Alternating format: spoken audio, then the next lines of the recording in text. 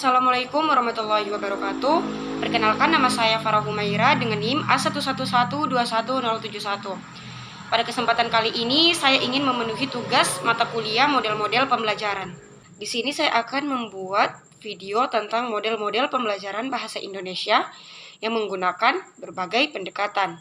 Yang pertama yaitu pendekatan saintifik. Baik, pendekatan saintifik merupakan pembelajaran yang mengadopsi langkah-langkah saintis dalam membangun pengetahuan melalui metode ilmiah. Selanjutnya, pendekatan saintifik dalam pembelajaran ilmu-ilmu sosial. Pendekatan ilmiah ini memerlukan langkah-langkah pokok. Yang pertama yaitu mengamati, yang kedua menanya, yang ketiga menalar, yang keempat mencoba, dan yang terakhir membentuk jejaring. Kemudian, pendekatan saintifik juga sangat relevan dengan 3 teori belajar, yaitu teori belajar Brunner, teori belajar Piaget, dan teori belajar Vygotsky. Teori belajar yang pertama atau teori belajar Brunner adalah di mana individu hanya belajar dan mengembangkan pikirannya apabila ia menggunakan pikirannya. Kemudian yang kedua, teori belajar Piaget.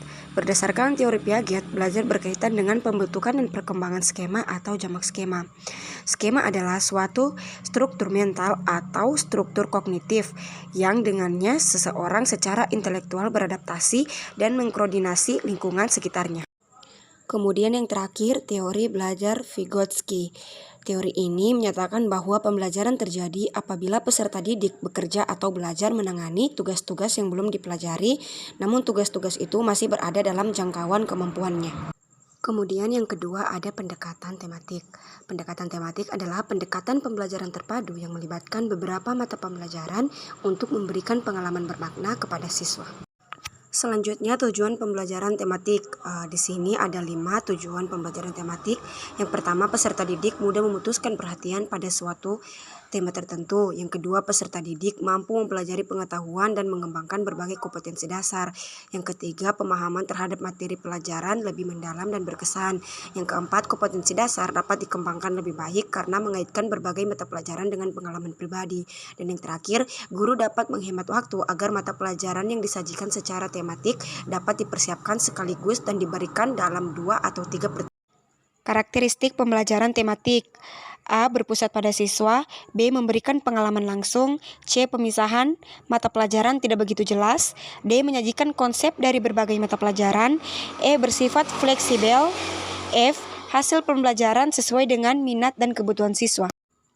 Kemudian selanjutnya pengertian model pembelajaran kooperatif. Istilah model dilaksanakan sebagai suatu objek atau konsep yang digunakan untuk merepresentasikan suatu hal, sesuatu yang nyata dan dikonversi untuk sebuah bentuk yang lebih komprehensif.